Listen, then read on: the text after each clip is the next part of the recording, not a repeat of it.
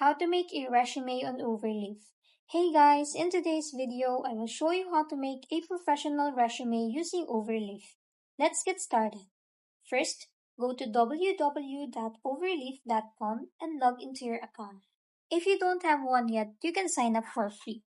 Once you're logged in, click on Browse Templates. Scroll down, then select Resume or CV from the template options. Here, you will see a few different resume templates.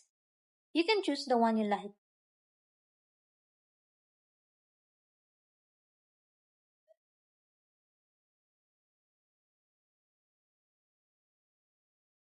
And then, click Open as Template to start editing.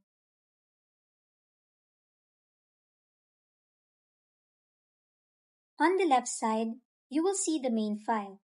The middle section is the code editor. This is where you will enter your personal info. The section on the right side will show a live preview of your resume. Don't worry, everything's already formatted. You just need to replace the sample info with your own. Once you're done editing, you can change the file name at the top of the page. Click the Download PDF button at the top to save your resume. And that's it. You now have a clean, professional-looking resume made in Overleaf. If this video helped you, don't forget to like and subscribe for more helpful tutorials.